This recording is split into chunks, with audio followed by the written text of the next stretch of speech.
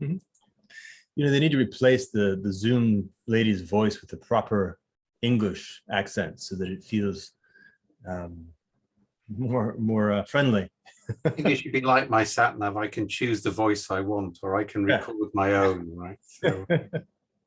I really do wonder why they haven't. There's such an opportunity, I think, there for just being able to have a whole feeling, a whole aesthetic associated with these kinds of things. Yeah, he thinks a bit. I mean, they're one of the best software companies I know. I mean, we just went to a corporate account from individual accounts, and it was just seamless to press buttons and go across. I mean, it was just brilliant. Yeah. And having had to sit on Microsoft Teams for 3 hours this morning, it's like, oh my God, how do we go here? Right, okay, so we've been asked 3 questions. So why don't I read out the question, give a response, because I've been told I've got to go first, and then we can have a discussion from there, right?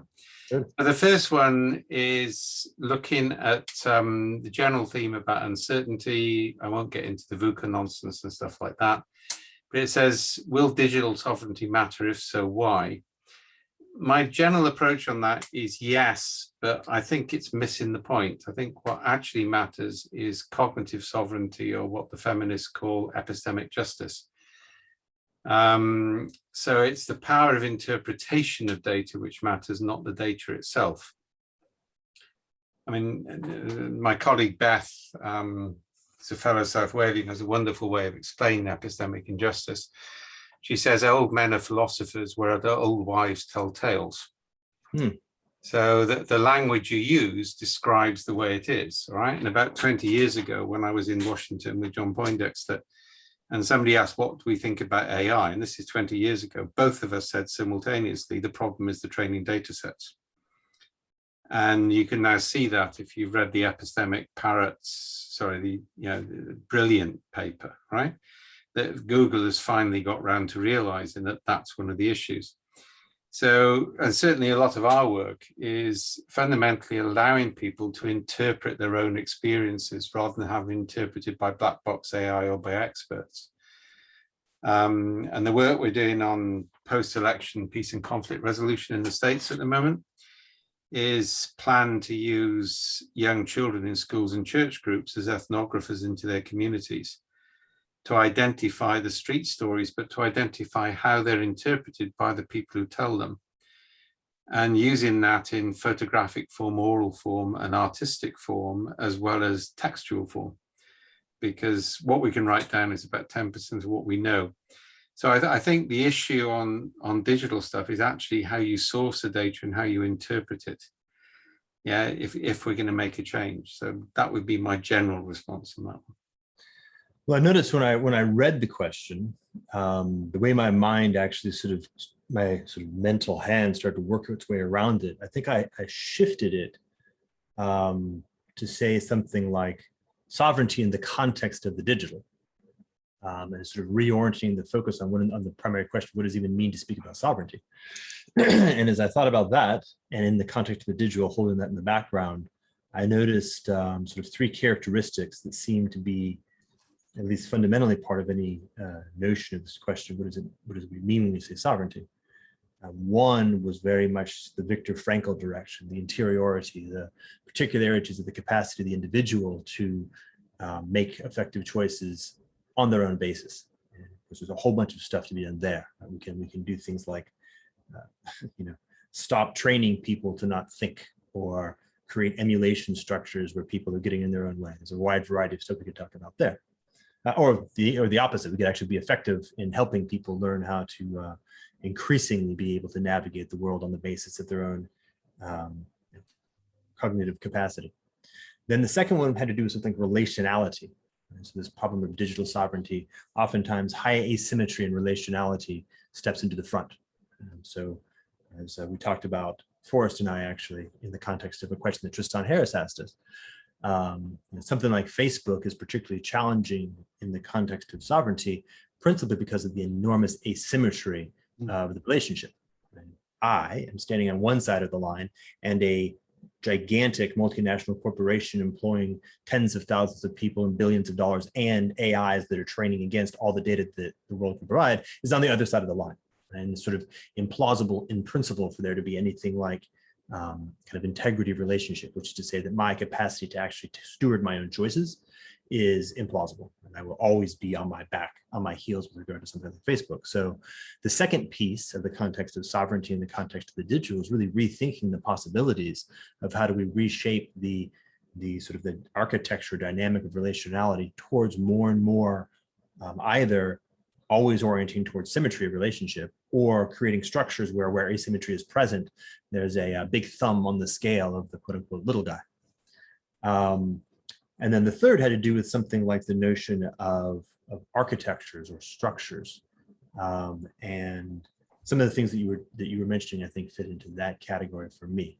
Yeah, and I go a bit beyond that. I think part of the problem is, and I think most of computer-based technology grew off two basic assumptions about human cognition, which we know are wrong. One was social atomism, the assumption the individual is prime, entire unto themselves. Yeah. Mm. And the other was an information processing model. Now, if we look at the work of Andy Clark and others, we know that consciousness is distributed, it's embedded, it's embodied, it's enacted. So it's a distributed function of our brain, our bodies, and our social interactions. And that actually can't be mimicked by computers at the moment. So the danger for me is not that we're not different, but that we might dumb ourselves down to the level of computer processing, which is what I think people like Facebook want us to do. Right. Facebook want to reduce agency in actors and cluster them together. Right?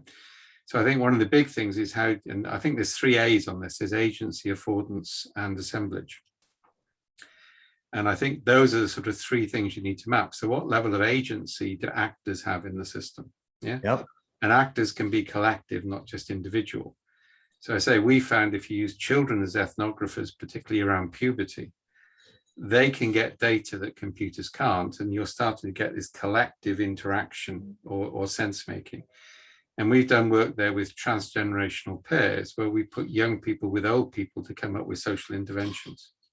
Yeah?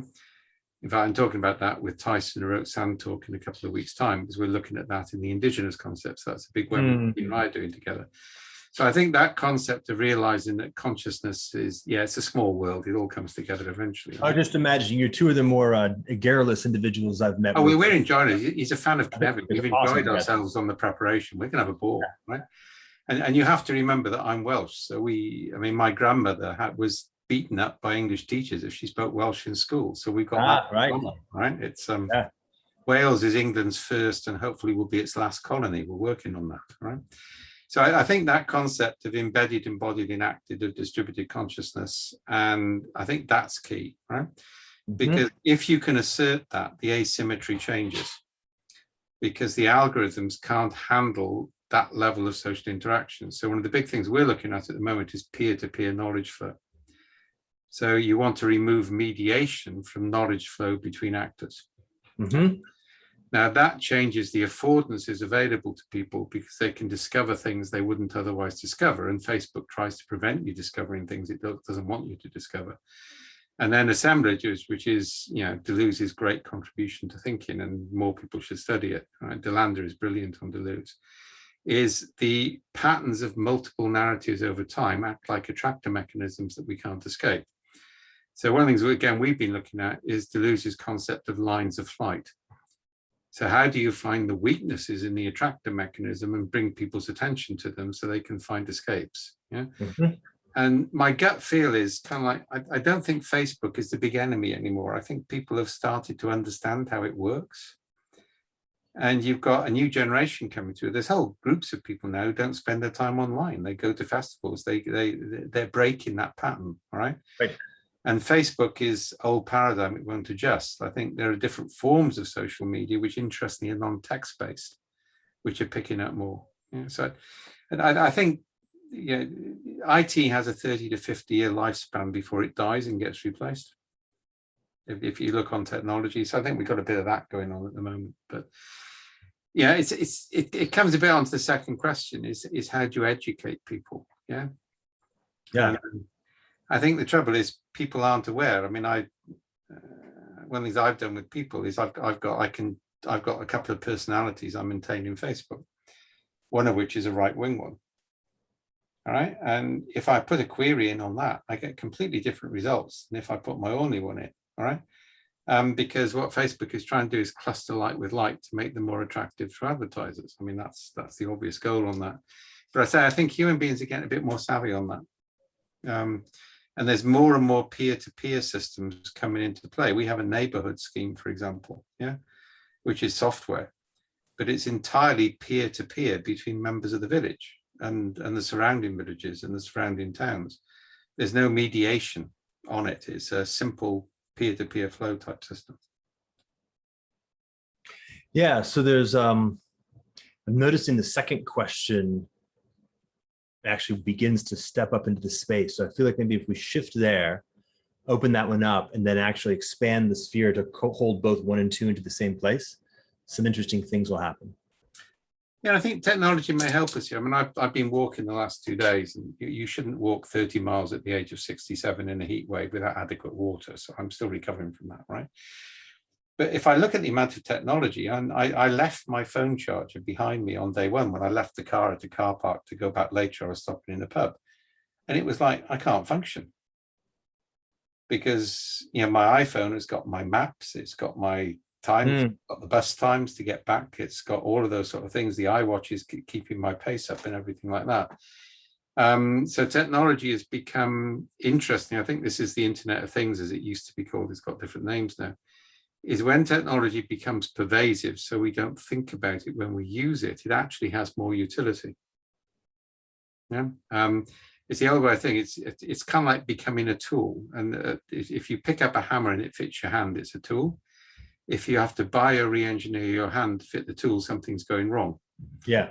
And I think some of the more recent technology, Facebook requires you to re-engineer the way you think socially to interact with it. Yeah.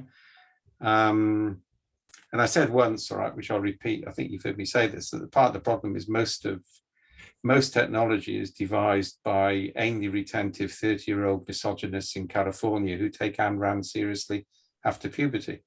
30, you're giving him a 3-year grade of maturity. They're building systems, yeah, based on that sort of approach. It's like things like holacracy, which is a truly disastrous form of bureaucracy. But it's a computer programmer who doesn't want to exercise human judgment, writing a system so he won't have to do it. Yeah. And I think, you know, one of the big issues at the moment is judgment and social interaction. And I say the peace and reconciliation when we're working is transgenerational, localized. Find things which are common to red and blue, get them to work on them together. Don't talk about the problem. Yeah. Right. So now, and I'm actually now feeling Tyson being part of the conversation. So one picture, many of the things that are coming up in the way that you're framing it is, how'd you call it? Like, so if you imagine the transition from indigenous to agricultural as a big rock dropped into the pool of Homo sapiens in the context of the ecosystem of life, and as the ripples of that particular event cascade out and then hit and come back and cascade in and create a wide variety of different artifacts, not the least of which is things like mass migrations and weaponization, arms race conflicts, and a wide, the escalation and movement of domestication of people in general, the orientation and conversion of males into warriors and females into domesticated breeders, et cetera. Like all of these artifacts that spread.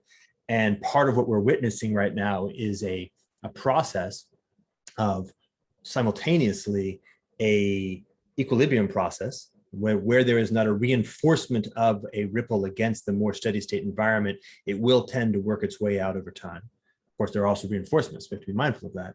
And then a consciousness process, to the degree to which we can actually be aware of what's happening, we can at the very least stop reinforcing the stuff that we'd like to have evaporate and maybe make small steps in the direction of the things that we feel are more in alignment with long-term sustainability.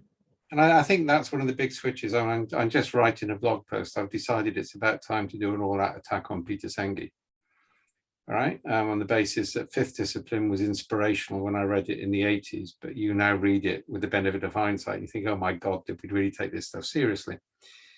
Because it's like most stuff that you see in systems thinking. It starts off, it defines what you shouldn't do.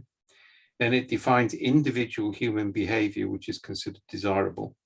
and it runs workshops by which everybody agrees to be good. Mm-hmm. And we've been doing that for 30 years and nothing has changed. So it's kind of like, let's talk in order to act. Now, if I go back to the original work I did on knowledge, which was ironically in Kakadu in the 70s, when I was in the World Council of Churches, so I was working on Aboriginal land rights. Yeah. One of the key things which came out of that work, which we practiced ever since, is you do in order to have a conversation. Mm-hmm. So you don't, and this is the peace and reconciliation approach, you don't get everybody together to have a conversation in a room. I mean, that's what they tried to do in Coromila in Northern Ireland, and it was wonderfully satirized in, I don't know whether you've seen the Derry Girls. Yeah. Okay, it's, I'll put the link in. It's a wonderfully satirical channel for comedy series about a bunch of teenage girls growing up in Derry during the Troubles. So the background is the Troubles, but it's ordinary lives. And in episode 1 of series 2, which you've got there, they bring the Catholic girls together with the Protestant boys in a peace and reconciliation process. And it's hysterically funny, right? But it makes the point. You can all, in a workshop, everybody can agree that they want to behave differently, which is what systems thinking is dependent on. But then they just go back to doing things they did before, nothing changes. When I was working on that at the same period, we took 2 Catholics and 1 Protestant, or 2 Protestants and 1 Catholic, and dumped them into Latin America for 6 months. And we didn't talk about the Troubles. So that sort of doing in order to have a conversation, I think, is one of the key switches we need.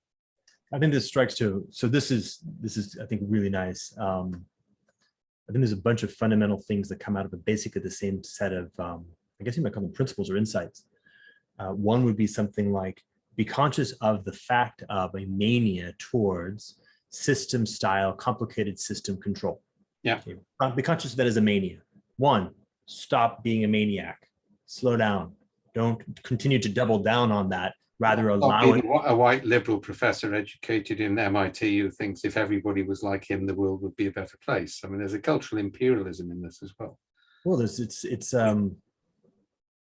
even stronger than, well, yes, the word culture there is specific, right? Because that poor boy who grew up to be that body was imperialized first and foremost by a phenomenon, a standing wave, an egregore, a word that I like, that has been fluctuating around for quite some time. And we got the epigenetics as well. So we know the biological mechanism of cultural inheritance, and that makes it more scary because we're actually RNA passing through cultural patterns into our children and grandchildren.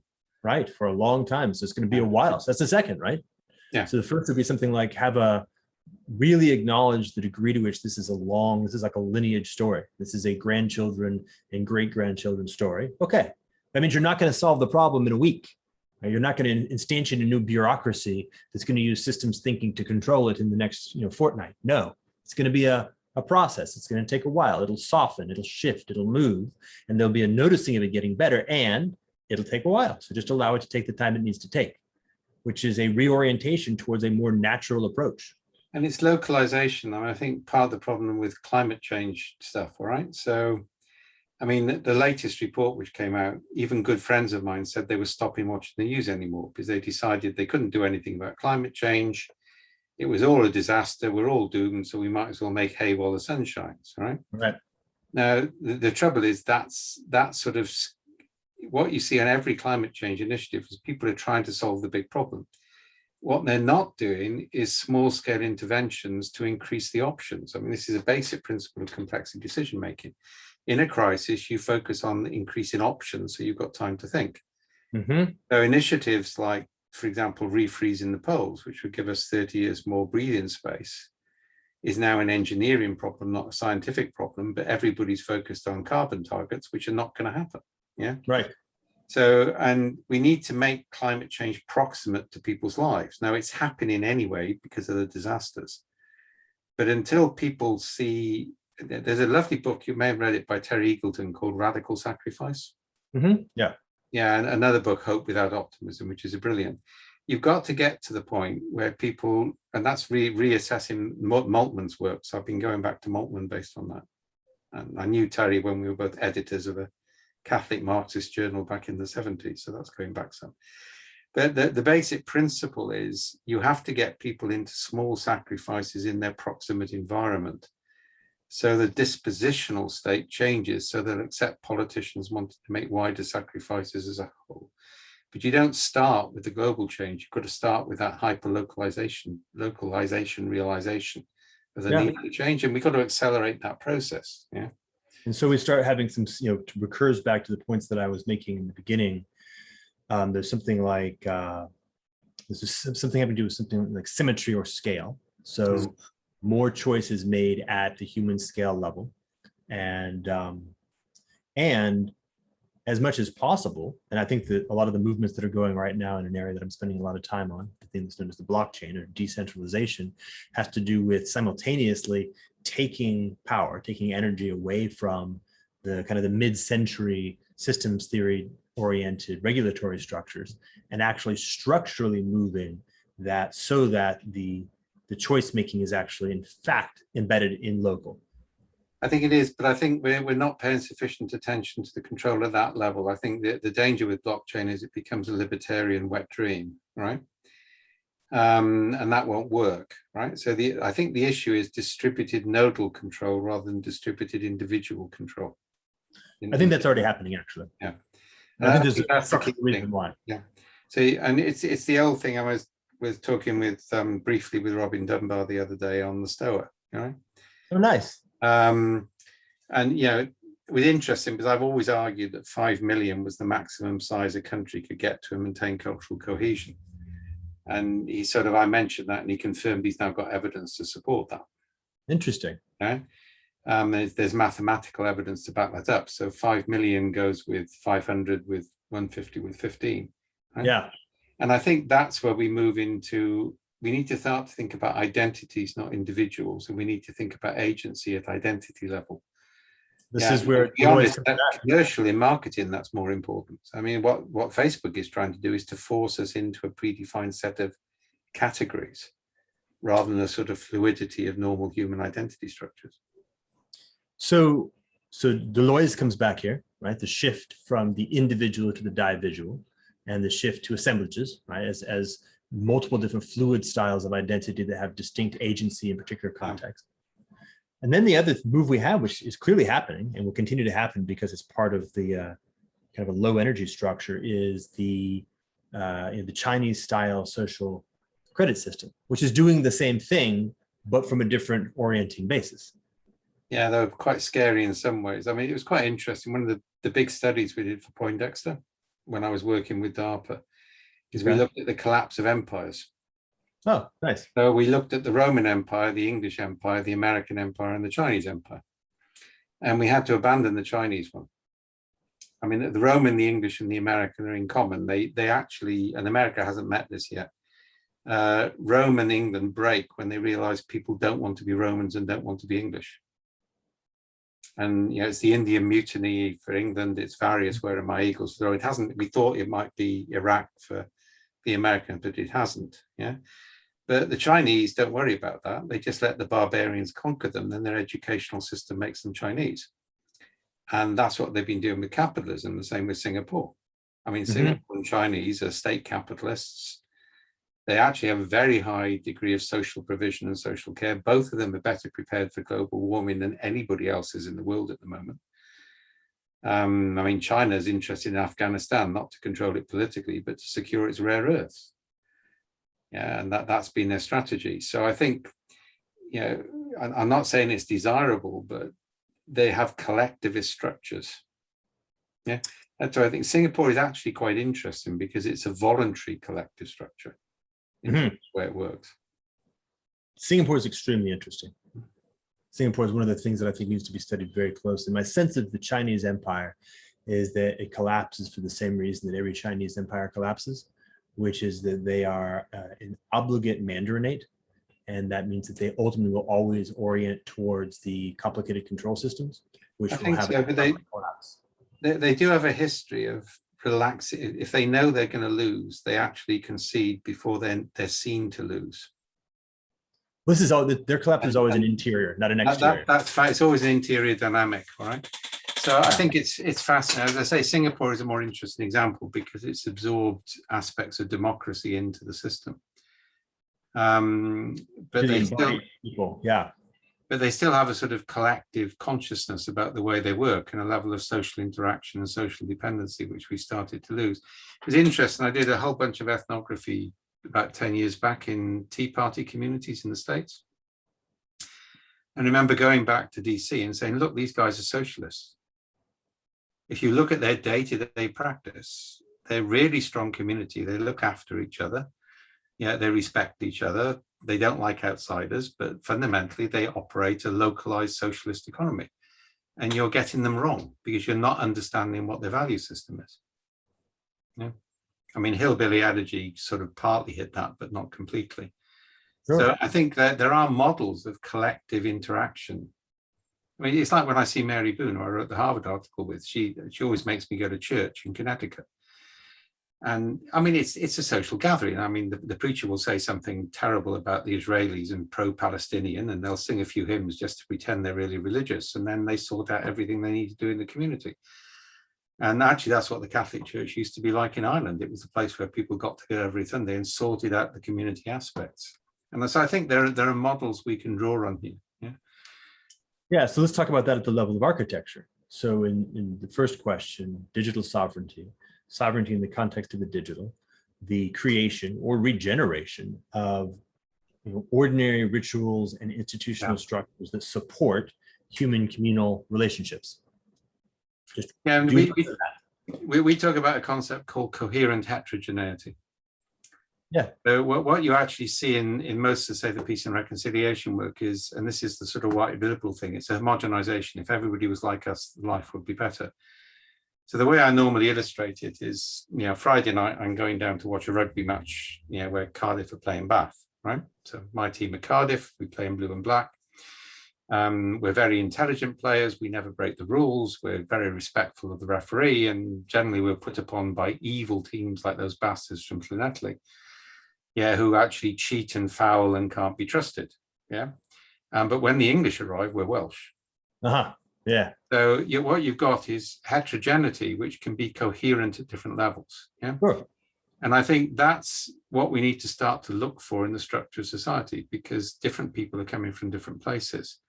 So you need that ability. This is the old sort of, clan to tribe to horde type concept, which again is supported by Robin's stuff. Yeah, and Tyson, right? These names, these things are starting to come. I think it's like it's coming out in the wash. I think the basic structures are showing it to be invariant. So it's things like when I walk around my neighborhood in a Southern California suburb, it's obviously a desert. Right? There's almost not even weak bond relationality. I've literally lived here for 4 years. I have a child and a dog. I go for a walk at least twice a day, and I think I know 4 of my neighbors at all. Yeah, nothing. So we have to go beyond weak bond all the way back into something like strong bond and that proper verticality, right? All the way up to 5 million with the right kind of geometry. And that's actually the work. You do that, and then the digital stuff becomes vastly less important in the story. There's an interesting new form emerging. So I don't know where you got in the States, but in the UK, because people can't afford housing, what you're starting to see is families coming together to buy a bigger house and live in it communally with separation.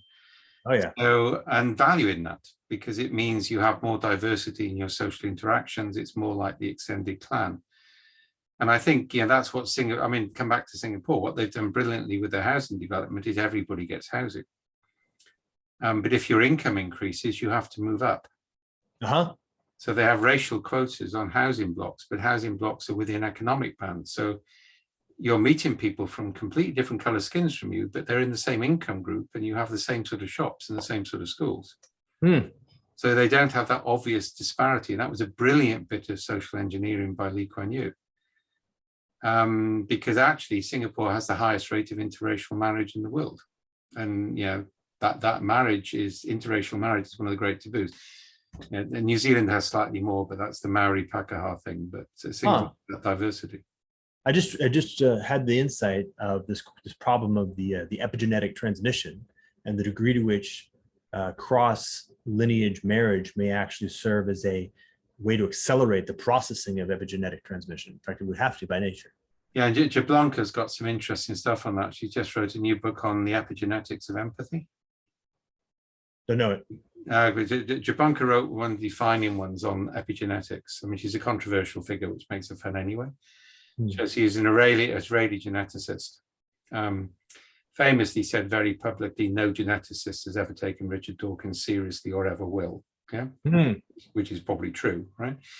So she identified, interestingly, the way that the level of language, the sophistication of the language you speak, actually has an epigenetic effect on your children. Really? Yeah, it's in a book, right? It's really worth reading. Now, that has really significant implications, if you think about it, because it means she also identified the way, for example, if you have 2 or 3 generations of unemployment and lack of education, then obesity is a biological problem, not a sociological problem. Yeah. So the way my mind is popping the metaphor of that is fluid dynamics and things like salinity density, and what you just described, the relation between language, culture, and epigenetics. The epigenetics, of course, is a more viscous medium, but there's a higher degree of translation between the two than I expected. There's an interesting link on that. One of the big things I've been working on now for about 7 years, and I'm finally putting that into public, is I've been working with Constructor Theory, which came out of Deutsch's work in Cambridge, right? Yeah. Yeah. The Constructor Theory basically says you identify a counterfactual universe. So we do that by constraint mapping. So you map the constraints available, that tells you what isn't possible, but then you can look at the constraints to say, if I relax a constraint, could I change it? Yeah. Then within that structure, you try and create constructors. Now, this is not the same thing as constructional law, which I think is problematic because it implies flow. Yeah. Constructors are low energy replicators. Yeah. So one of the key principles of constructor theory is whatever has the lowest energy gradient will happen. So that means if you want good things to happen, you've got to make the energy cost of being good lower than the energy cost of being bad. And you can actually use that as a predictive mechanism about what will happen to society or companies or cultures. And so we're doing a lot of work on that at the moment to create mapping techniques and constructor experiments, yeah, to look at replicability. And I think what plans do for humans is they ensure replicability of outcome. Yeah, because they allow for multiple roles, yeah, within context. Yeah, so there's a levy metaphor in the context of digital sovereignty that comes up, right? So the model that we've been operating under for quite some time, at least during my entire lifetime, was one that tried to not follow that principle of constructal theory by saying instead, let's build dikes and levees, hold back bad behavior, but in fact, actually make it be a lower energy level.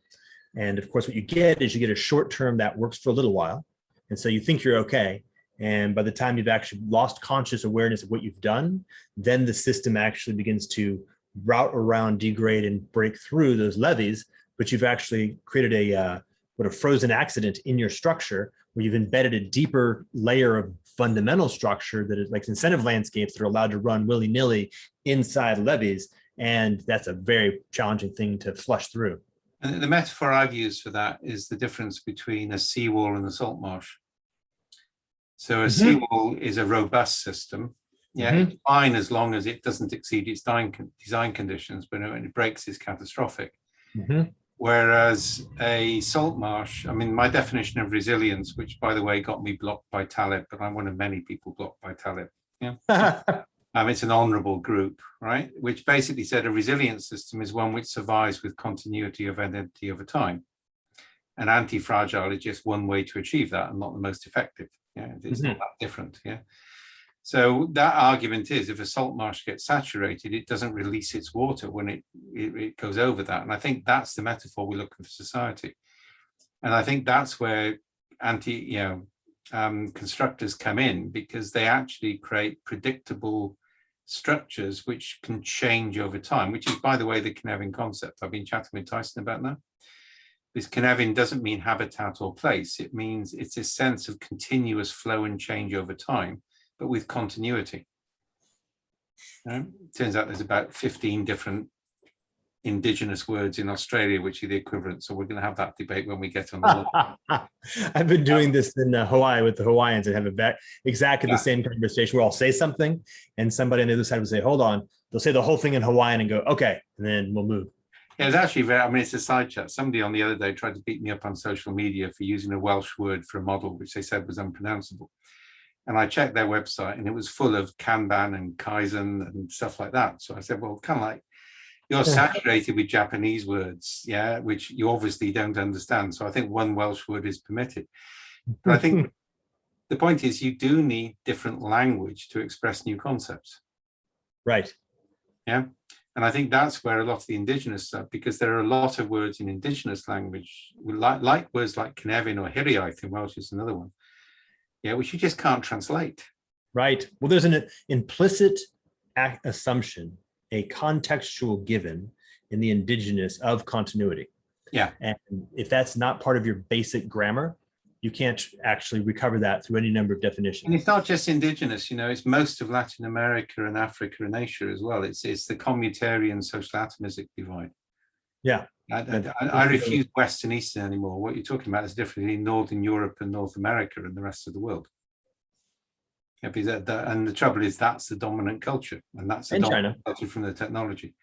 China's mixed. I mean, it depends whether you're in the I mean, I think one of the great strengths of China is the Taoism Confucian tension. There you go. Yeah. I mean, it's perfect. They got both of them operating, interacting with each other continuously. All right. Always my response when people talk to me about China is right now too much Confucia. Yeah, and no doubt. Yeah. Otherwise, go. That's I'd also make a potentially controversial statement that when Taoism went east and became Buddhism, it got damaged in the process.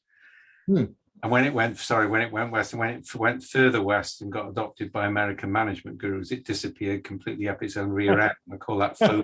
I can't even imagine what that would even look like. Well, I guess I can. It would be marketed. The Tao that can be marketed is not the Tao.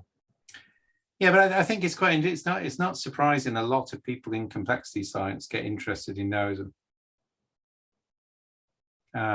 Because it does understand that concept of emergence and heuristics and what I've called necessary ambiguity. If you remove ambiguity from the system, you destroy its ability to evolve. Yeah. I mean, if you take sort of the Buddhist direction, if you make the mistake, it's like if you drink the pill and think, oh, to not say is to destroy agency altogether, then you're in trouble. But that's not what the point is. The point is there's an aspect of agency that is intrinsically of the mode of not saying. And there's a whole bunch of stuff you've got to be able to have. Like your body doesn't care about what it is you're saying. There's a huge amount of agency. The vast majority of agency in the world has nothing to do with saying. Learn that agency, embody that agency, notice that agency is intrinsically has continuity as part of it, then allowing the saying piece to be part of the story as well. Yeah, and I extended, Polanyi famously said, we always know more than we can say. And I extended that saying we can always say more than we can write down. And again, I think that's the problem with digitalization. Digitalization is focused on what we can write down. I was going to say the opposite. I was noticing, actually, I mean, we have this cultural move away from writing down towards things like this. Yeah, and also to pictures on Instagram and stuff like that. But you're still, it's quite interesting. I mean, I've had 2 years without getting on a plane and without speaking to an audience, which is driving me quietly insane. I haven't been with my wife for this long in our entire married life. And we've kind of like survived it, right? But you know that, for example, smell is a major factor in human trust decisions, and you don't get that virtually. Yeah. So I think one of the dangers is the reduction of human stimulation, which again comes back to this hyperlocalization. Fascinatingly, when in lockdown in our village, where we had a bit of the Californian problem because everybody lives in detached houses and gets into London, but then all of a sudden we're in lockdown and there was this sort of clap for the NHS thing going on. So we all ended up taking drinks outside and then everybody wanted to carry on. So our street ended up with everybody on deck chairs, socially distanced with drinks, having conversations in a way that we've never done before. Yep. And that really built the village. And I think that comes back to my point about communal living rather than atomistic living, which I think is coming back in. Yeah. Yeah, so my sense, I'm continuing to hold the kind of the prompts in the back of my mind. There's something like a whole wisdom of how we properly do things that, you know, Dave has been spending a lifetime on, collaborating with lots of people on, and articulating clearly. Um, so that, lots of that. Two, really noticing, for example, when big changes show up, like the lockdowns, how that affords us a possibility of escaping things like inertia or unconsciousness or poorly designed incentive structures into being able to apply these principles, whether that's intentionally or not. Then three, something like a, it's so funny, I'm just seeing now the mental image of safe to fail probes in this process of upregulation, but a more like this. Okay, did we like the notion of us all sitting in our lawn chairs and carrying on in person in the village? Nice. Can we find a way to use that to actually do more like that? And then four is something about recognizing and stepping away from the mania, which is a natural mania, right? The control systems of the mid-century can't possibly do the thing that they were set out to do, but they can't escape from doubling down on what they are. So there's going to be a problem. There's going to be some trouble as they explode into mania until we can release them from their requirements and allow that stuff to settle back into a much broader system. We talked about that as vector theory of change, which says you identify experiences and say we want more of experiences like this and fewer experiences like that. Yeah. You effectively, it's a descriptive shift. You don't say we want to be more community-based because that's evaluative. Yep. And again, I think that's the difference between complexity thinking and systems thinking is we're shifting into those. How do you, I mean, this to my mind is where nudge economics needs to be, not where it is, because where it is deeply manipulative, right? Oh, yeah. But if you can identify when a system is ready to change, which is your point about observation, and if you can then enable people to achieve that change locally, and you can share that knowledge horizontally, you get there. Yeah. Yep. I mean, some of this links in with the final question as well, which is this lifelong learning thing. And I think, I mean, there's two really negative things happening at the moment. One is in Australia, which is being replicated in the UK at the moment, which is quite dangerous. So, I mean, we've always had relatively free education, all right? So when I went to university, all my fees were paid for and the government paid me to live and, you know, I could get drunk on the state, right?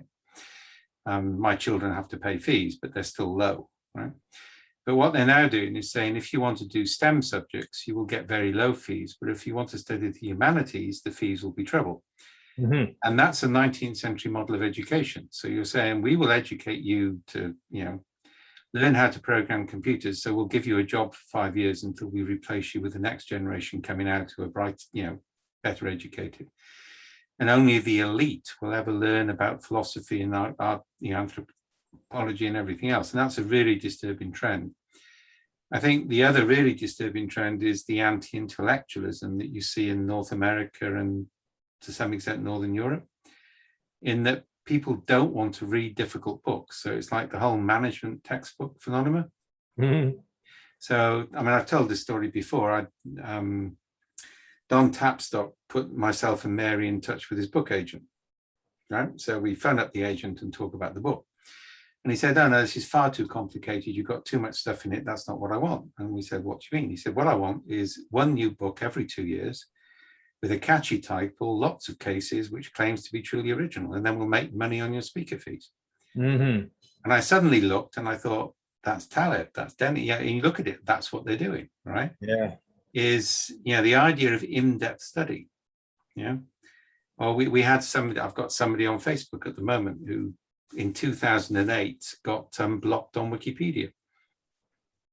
And so now he believes the whole of Wikipedia is a conspiracy to attack people like him. And he just doesn't believe the evidence, all right? He hasn't investigated it. He basically did the classic academic mistake of saying he was an expert, therefore his edit should be accepted and everybody else should be ignored. So he got blocked. But what's fascinating is once he believes something, and this is somebody on the left progressively, he's exhibiting exactly the same behavior as Trump supporters. You know, I have a belief system, so the facts must fit the belief system, and I don't understand the process of questioning the facts or looking at evidence. So it's interesting, when I was at primary school, we were taught comprehension.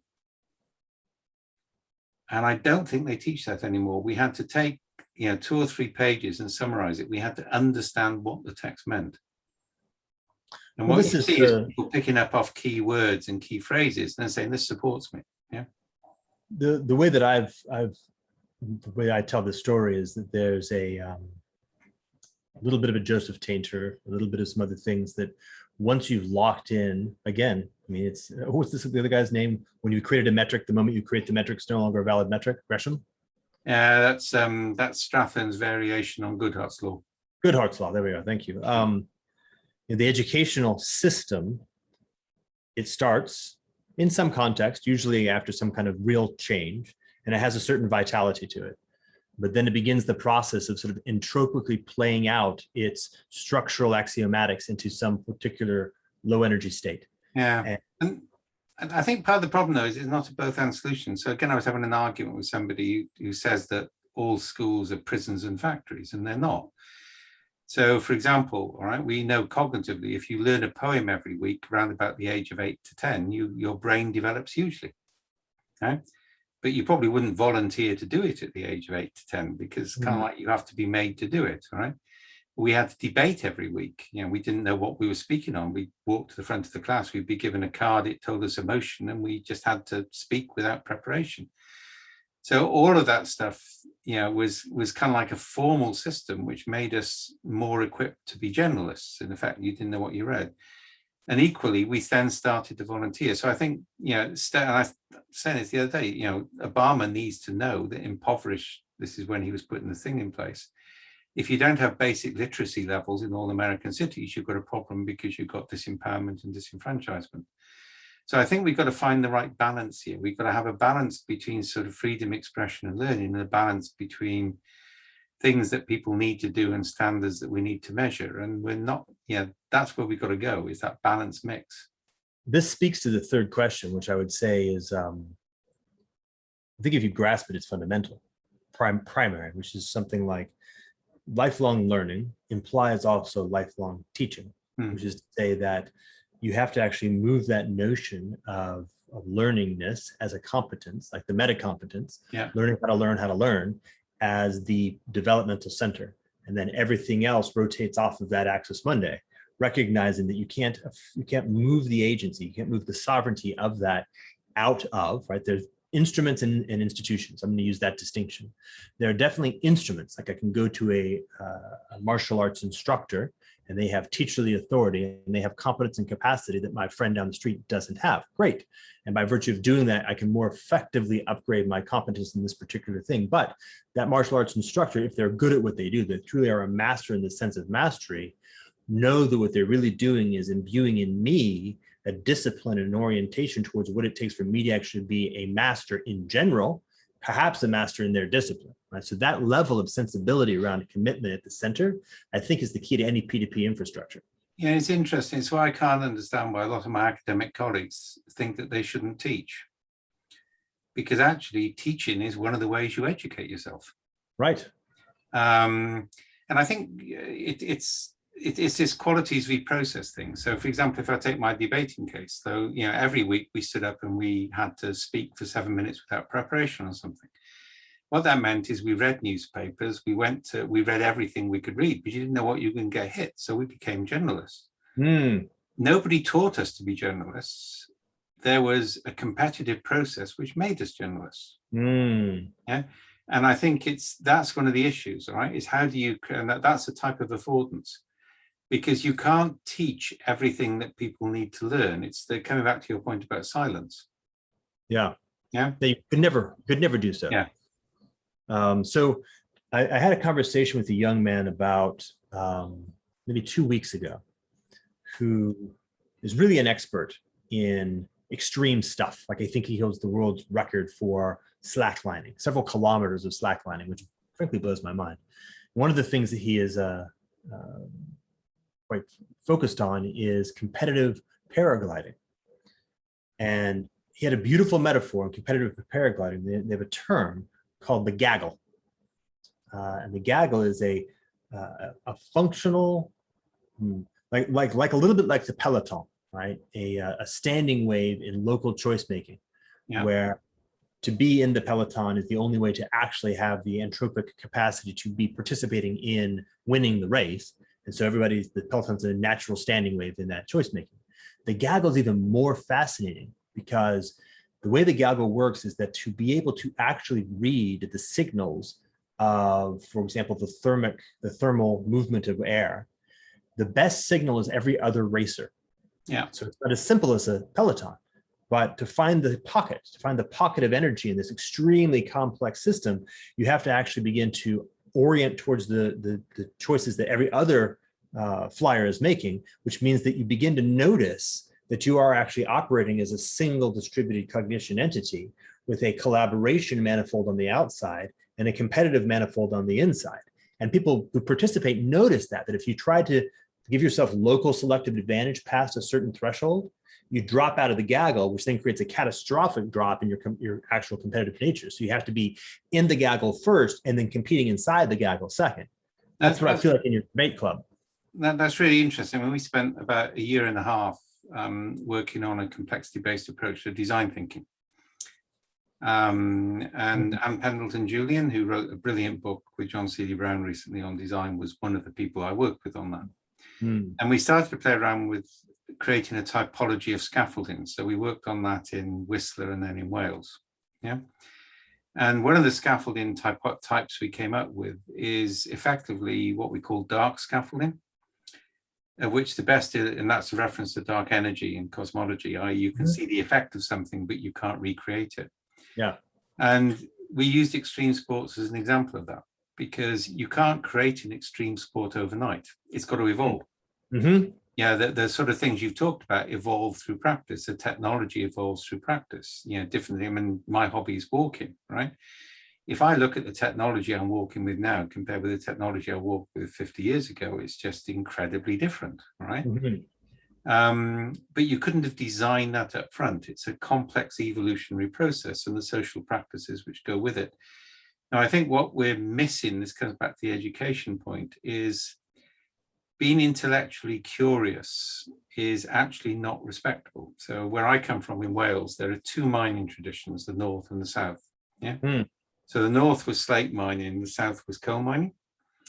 What was fascinating is both of them, because they were generally teetotal and chapel, emphasized education. So if you go into the slate mines in North Wales, there are hollowed out rooms in the slate mine called caban. And during their meal breaks, they get together and discuss politics or religion and keep minutes, and the minute books are still there. And the South Wales miners created the miners' libraries and created the workers' education movement and hired lecturers to come and lecture them on Marxism and socialism, so that they were educated, and that was completely respectable in a working class community. What was then interesting is the educational system then siphoned everybody out. So the community's lost it, all right? So we've lost that concept of education as a part of day-to-day life. And I've met people who say, well, I've left school now, why should I read another book? And you think, oh my God, where do I go? Well, the whole thing, right? Because not only there's like an embedded sense, like you have this deep, quite unconscious sense of the disgruntled schoolboy. The notion of reading a book is attached to being forced to do something over a long enough period of time that it's clearly not part of good work. You didn't get the feedback that told you, oh yeah, like the poem. If you get the feedback at some point where the poem was worth it, then your system is like, oh, okay, I get it. I've just built capacity for learning. You get these silly dichotomies. I mean, when I was school, I was captain of debates, but I was also captain of rugby. And I won the chair for a poem, right? And that was just considered normal. Yeah. Is why would you separate sports from academic life? Because actually, if you got an academic brain, you're probably better at sports anyway, particularly if you have a brain, what the referee thinks, all right? Yeah, you got a brain and you got a body. They probably are part of the same thing. But so, I think that's a social norm, all right? So I think we're reducing the affordances available to people by these sort of fairly primitive dichotomies. So then let me just throw one thing out that came to me. Yeah, when you were talking about, I can't remember the phrase you used, but it was the notion of more of this and less of this.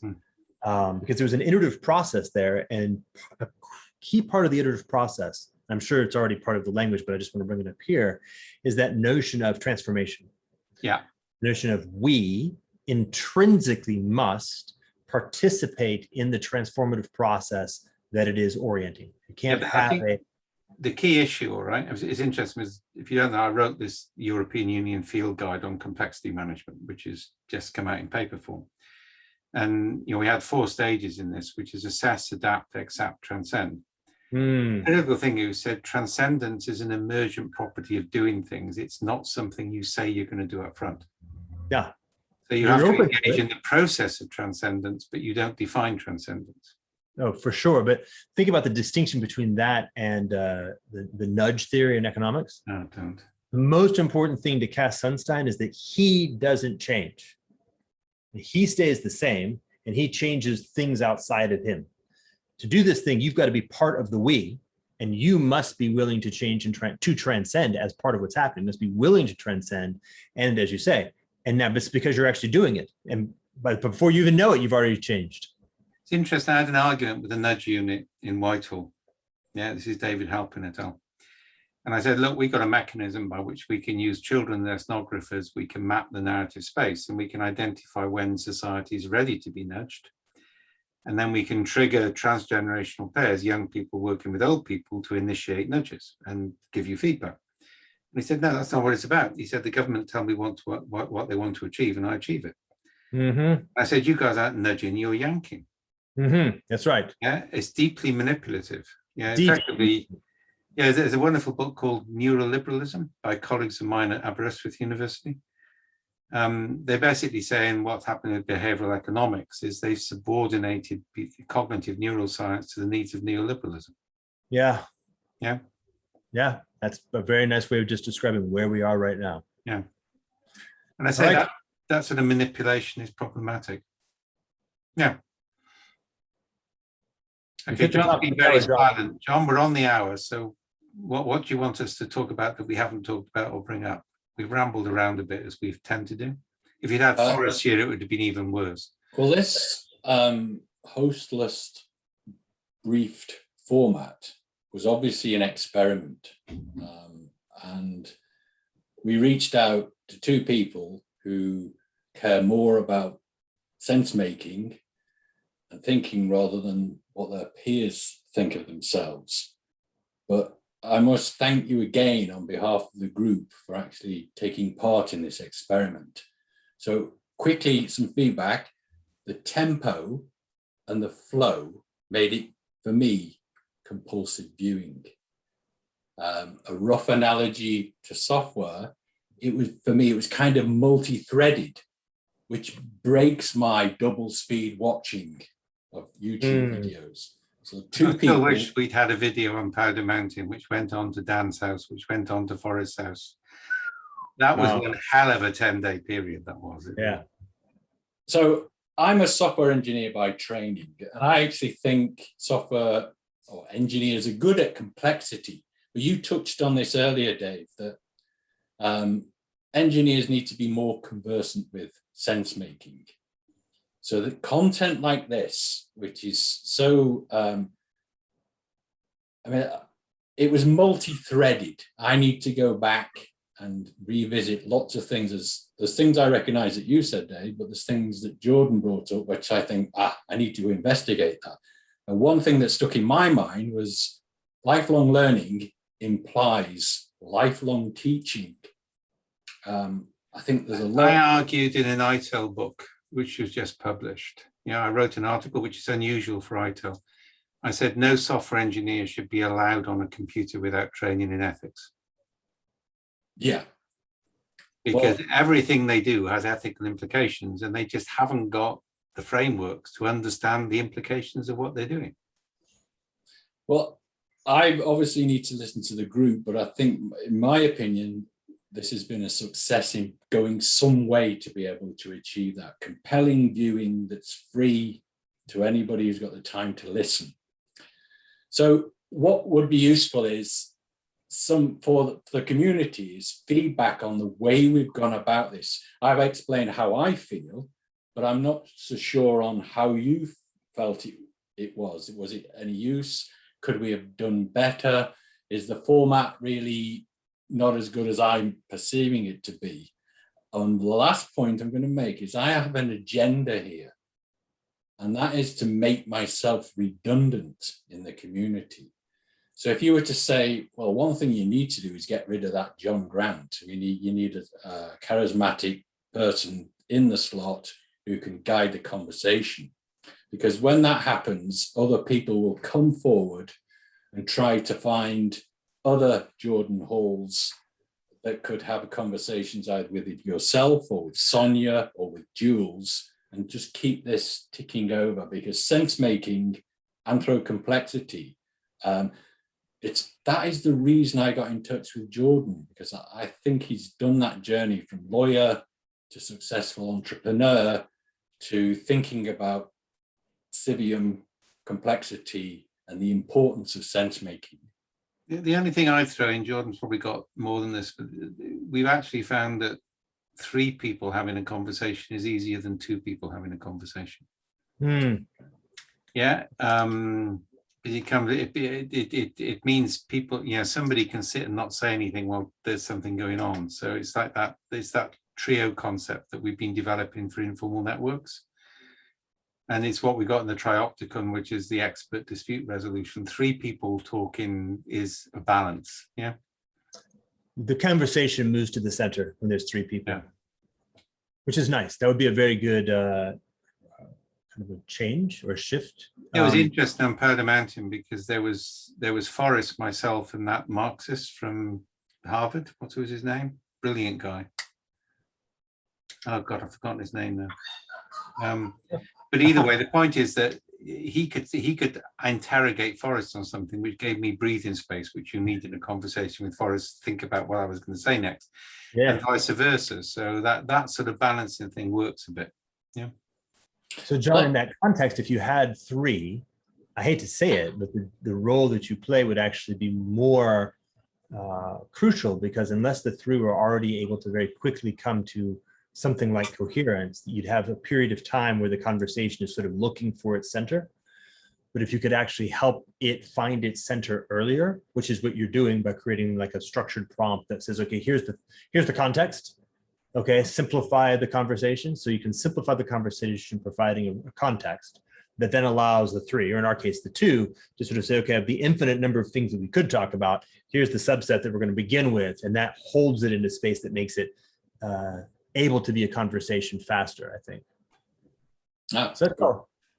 So you can sort of step back and be not in the conversation, but by supporting the context of the conversation, make it easier and faster for it to be able to kind of be generative quickly. If you look at the big ones we did around COVID, I mean, we had that one webinar where we had 2,000 people, which I've never had before. And that was Alicia Geraro, myself, and Pendleton Julian. So it was a heavyweight academic discussion.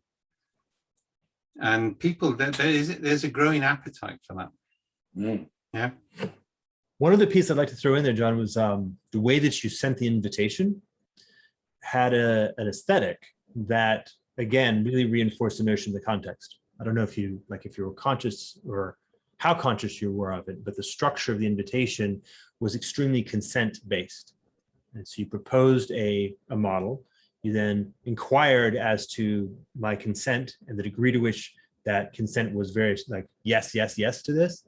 And like anything else, you can't help it. The sub rosa of that provides a lot of what's happening. Like I know what I'm getting into because of just the way the invitation is structured. So just to be mindful of that as well.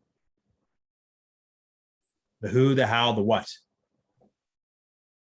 Well, this is brilliant feedback, and I think it will inspire others, hopefully, to reach out to others. When you broadcast. It'd be interesting to see what questions come out of the community. Of course, yeah. All right, guys, I'm gonna go play with my little one. Cool. And I shall go and put something in the oven quickly. Yeah, get some food.